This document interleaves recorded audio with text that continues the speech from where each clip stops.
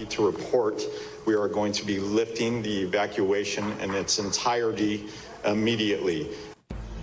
Right now on NBC4, the remaining evacuation orders are lifted for the first time in 5 days. People are heading home after the chemical tank crisis in Garden Grove. NBC4 News starts with breaking news. It is a news so many people wanted to hear. All the evacuation orders lifted immediately for the people forced out of their homes in Garden Grove within the past hour. Word came down from first responders in Garden Grove. And that means the remaining 16,000 people can now return home. This is a live look from News Chopper 4 over Beach Boulevard right now. It just reopened, and you can see the line of cars here, presumably heading home. Our team coverage begins with Hetty Chang in Los Alamitos. Hetty, what changed over the last few hours that led to the final evacuation orders being lifted? Well, Colleen and Carolyn, first off, I don't think anyone expected it to happen today as quickly as it did. In fact, there were some people really caught by surprise, even here at the incident command post. So here's what we understand. The focus of today was what was happening inside that compromised tank. Fire officials said the chemical, MMA, needed to essentially cure itself. It needed to go from a liquid form into a solid, basically turning into a big tube of plastic. Now, authorities had said once it solidified, it removed the possibility of a fire, a leak, or even a small explosion. So as a result, those remaining less severe dangers are now eliminated, in addition to that catastrophic explosion risk, which was eliminated on Monday when authorities confirmed, yes, in fact, that crack in the compromised tank was relieving pressure. So this is certainly good news, and it was a big call, right? This was a coordinated effort between the state, between the feds, between the EPA, between OCFA, Garden Grove PD, and health officials here in Orange County. So this was certainly a big decision. They had to be all on the same page before this would happen. And fire officials had really told us all along they will not let anyone go home unless they know it's 100% safe. And that did happen tonight.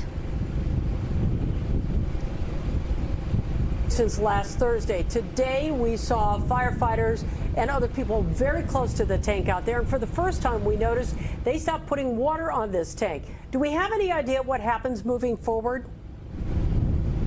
Yeah, Colleen, you know, we actually noticed that, too, in the aerial footage from News Chopper 4, that I think there was someone next to that tank standing right next to it without any protective gear. He was really, actually in a T-shirt and shorts. So perhaps that was the first indication that something was going on, that it was all clear, and that was certainly good news to hear.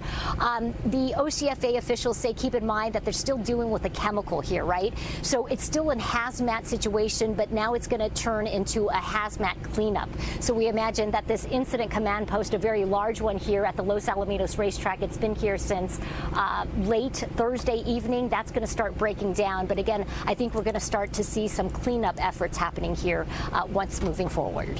All right, Hetty, thank you so much. Hetty, thanks. And Darsha Phillips continues our coverage now from Garden Grove, where tonight's community meeting took place. And that's where news of the evacuation orders being lifted was first shared. Darsha.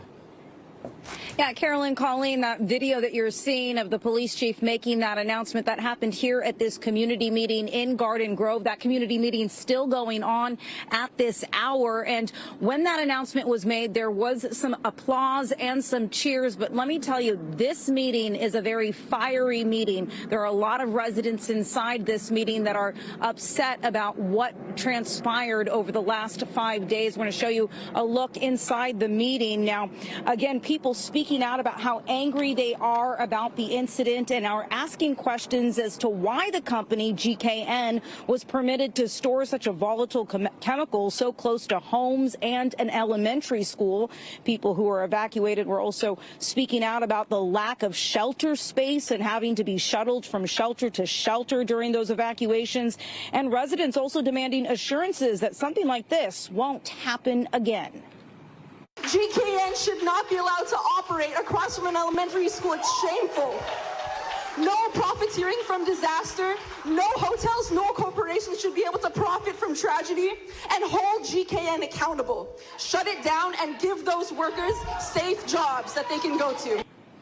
And again, there's still a lot of people inside that meeting that are waiting to speak at the podium. We have about 200 people in that meeting. It started at 6 o'clock. It is still going on at this hour. And the sentiment inside that room right now is that folks are very upset that this happened. They want to know why it happened and how it happened. And of course, they want assurances that it won't happen again. But again, the big news coming out of this meeting today was that all evacuation orders have been lifted and everyone is allowed to return home immediately. We'll have much more on this coming up at 11. For now, that's the latest. We'll send it back to you, Carolyn and Colleen.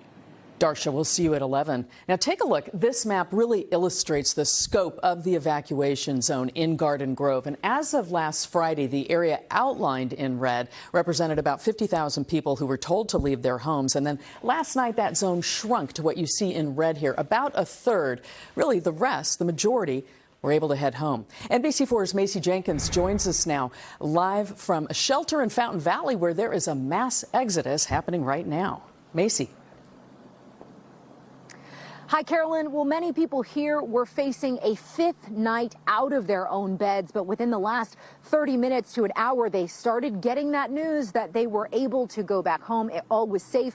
Definitely a relief for people who packed up with just a few moments' notice and left with few of their belongings. I want to give you a visual here. This parking lot about 30 minutes ago was packed. All of these spaces were filled, and now there are only a few cars peppered throughout the parking lot. Just to show you all of them getting that news and deciding to leave, I spoke with James Everett just a few moments ago, who's been staying here at Freedom Hall Shelter since Saturday. Take a listen. Evacuation orders have been lifted. How are you feeling? Good. And I can tell some of my friends, yeah, I met a lot of people, but it feels good now. Take a shower, get out of these pants. Yeah. James, what has it like been being in this shelter for 4 days? I've been in a lot of them over the years. It's not hard on me. It's hard on a lot of people, especially when they got to be in their vehicles, but I'm used to it. Now, it was a little over 24 hours ago that officials cleared thousands of people to return home, but about 16,000 remained under that evacuation order. Those are the people who are now getting to go home tonight. They spoke to me earlier tonight and said that they're weary, on edge about that hazmat situation, and frustrated to have been in a shelter for several days in a row. Now, before the evacuation orders were lifted, some of the evacuees had started to head out and go to another shelter because they learned this one here in Fountain Valley would be shutting down tomorrow night. The fear, of course, that if they waited until tomorrow to check in elsewhere, it might be at capacity and they possibly would be unable to get a bed. But I checked in with the Red Cross. They say that all 7 shelters will remain open tonight.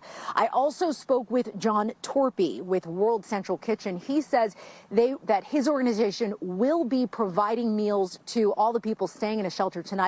Tomorrow, they will have breakfast delivered to all of those shelters and then go from there. Hopefully, all of those people will then have plans, make plans, transportation plans and journeys to go back home. I'll send it back to you in the studio, Colleen and Carolyn. All right, Macy, thank you. And as we've seen from News Chopper 4, some of that is already happening. Garden Grove and surrounding communities on the move out there tonight. Just imagine tens of thousands of people moving back home all at the same time. Ileana Marino in News Chopper 4. Ileana, what are you seeing in the neighborhoods? These are major streets, but neighborhoods as well.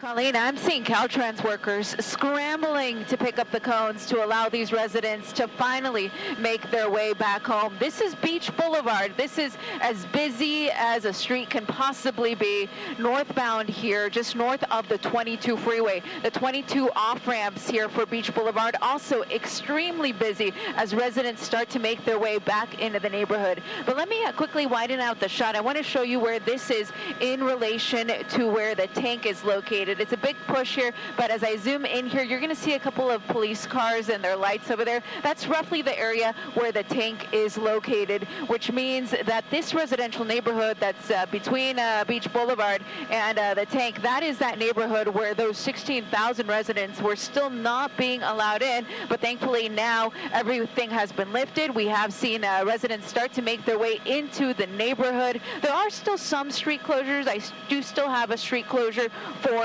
Western Avenue here through the area. And there's also a closure, of course, to the actual aerospace company, as well as to CR&R. That is all because that is in very close proximity of that tank. And they're still trying to put the finishing touches on that situation. But again, streets are reopening. The traffic is starting to make its way back in as residents of Garden Grove finally get to make their way back to their homes. That's latest here from Garden Grove in News Chopper 4. I'm Eliana Marino. Back to you in the studio. Eliana, thank you. And with families headed home, there are still some lingering concerns. One of them is crime and the potential for looters. Garden Grove police say they have stepped up patrols in the evacuation areas after reports of suspicious activity.